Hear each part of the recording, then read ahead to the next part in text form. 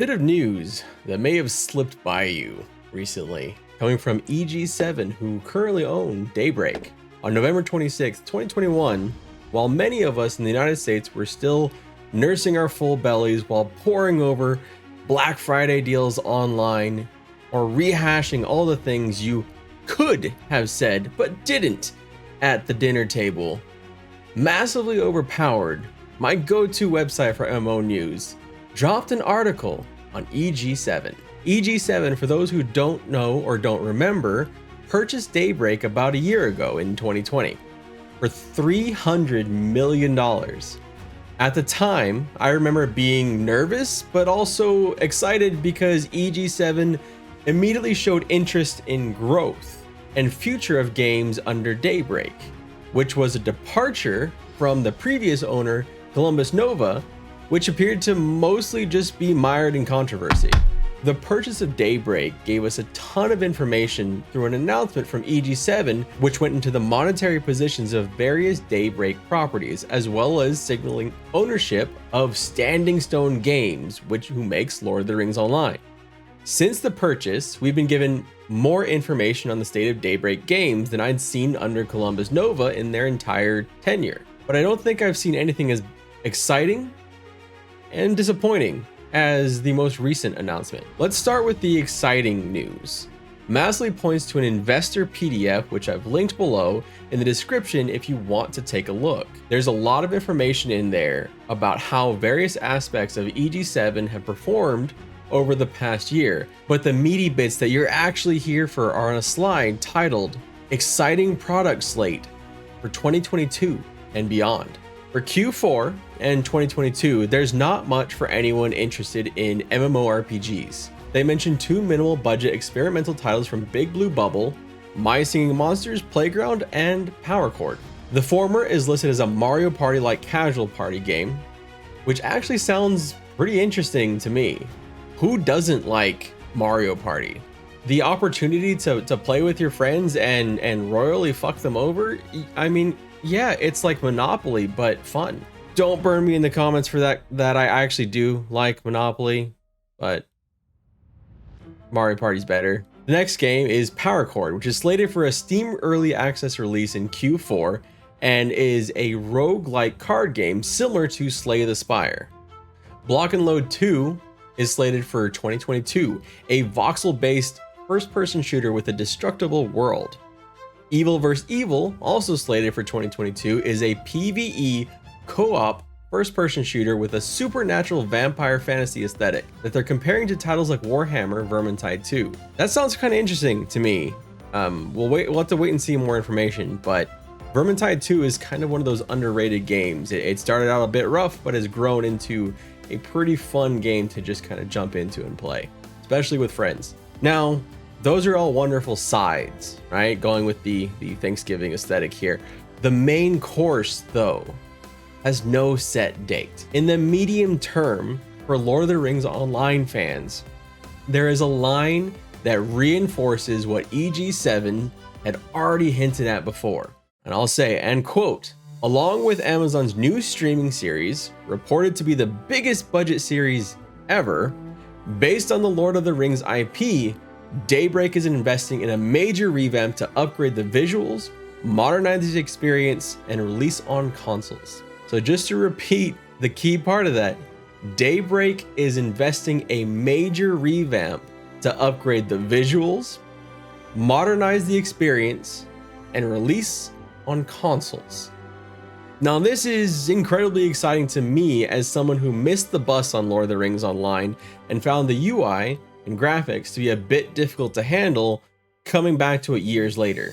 It sounds like EG7 and Daybreak are trying to get ahead of the series release and hype. There's no telling if there will be enough of a transfer audience from who will be watching the series and who'd be interested in an MMO, but it still seems like a smart thing to do and that could end up being beneficial to current players, new players, and the company itself. Since they're mentioning the series specifically, I imagine they want to have this completed around the start of or during the series run to capitalize on the hype. My curiosity is piqued here because Amazon Game Studio canceled their own Lord of the Rings MMO, There has been talks of AGS investing in a Daybreak property, or at the very least using some of the talent that has worked at Daybreak, either currently or in the past. It's a little unclear. The wording of the job listing leaves a lot open to interpretation, and I don't want to go as far as to say that there's any connection here, but it is something just to take note of, that the Amazon MMO for Lord of the Rings was canceled, and that we are looking at the Amazon series as being an impetus for EG7 to encourage investment from Daybreak into Lord of the Rings Online specifically. Now moving on, we have an update on DC Universe Online, also in the medium term. EG7 says that DC Universe Online is performing near its peak historical annual revenues. Like Lord of the Rings, EG7 says that they are investing in graphics upgrades and the largest expansion content to date for 2023. So perhaps we can think of medium term being around 2023. I only briefly played DC Universe Online, but I'm sure players of that game will be excited to hear about the largest expansion for the game on the horizon, as well as graphical upgrades 10 years plus since the game launched. Now next up, we've got what they're calling a premium single player sci-fi FPS that works as parody or satire of games and films like Mass Effect and Star Trek, with a unique art style and entertaining narrative. This one I see going either way, but it looks like the kind of first-person shooter that I'll probably keep an eye on, since it singles out entertaining narrative and satire as things that make the game interesting. Now though, let's move on to the last part of the slide, which is perhaps the biggest announcement. We can safely assume that this is all going to be beyond 2023, based on the dates provided in the medium term. So I wouldn't expect any of this anytime soon. First, just to get through it, 2 different tactical military games are in the longer term plans: IGI Origins and 83. IGI is a single player tactical FPS made by Antimatter Games, who made the Rising Storm series. 83 will be developed by Antimatter Games, and it's being billed as a combined arms first-person tactical military shooter. They both appear to be targeting the same audience. Neither jumped out to me as being particularly innovative or exciting, but I'm probably not their target audience. But now, big news. The previously unannounced MMORPG coming from Dimensional Ink Studios will be using the Marvel IP. Dimensional Ink is helmed by Jack Emmert, who had previously co-founded Cryptic Studios. He developed City of Heroes and City of Villains. Emmert has been part of Daybreak Games since 2016 as head of the studio in charge of dcuo. So it sounds like he has the necessary experience to make something like this work. We'll see how it turns out, but this is an exciting development to see for anyone who enjoys superhero MMOs or Marvel.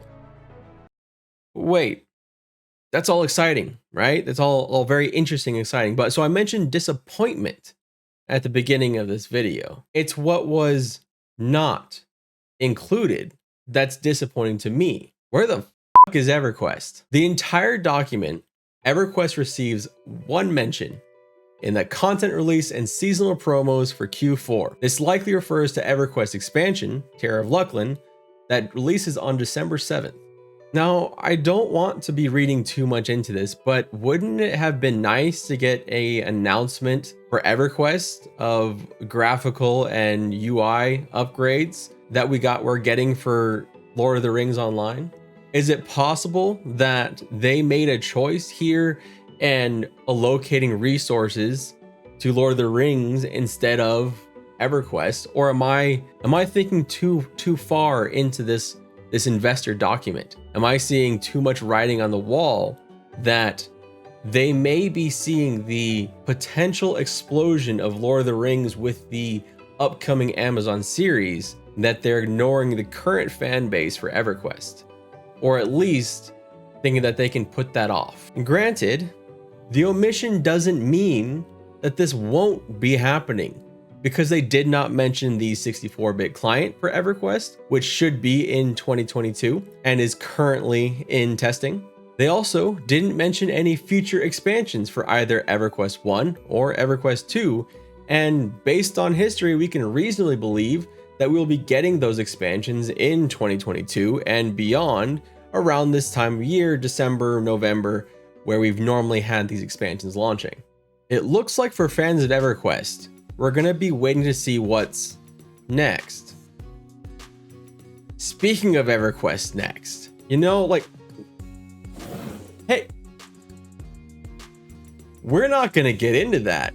My name is Redbeard Flynn. Thank you so much for watching. I'm curious what you think. Are you excited for the news of Lord of the Rings Online and dcuo? Do any of the single player games that were mentioned sound interesting to you? What in this investor document sticks out to you? Is it the things that were not included, or is it the things that are? Do you think we'll get a graphics upgrade for EverQuest? Thank you so much for watching. My name is Redbeard Flynn, and I hope you have a wonderful day.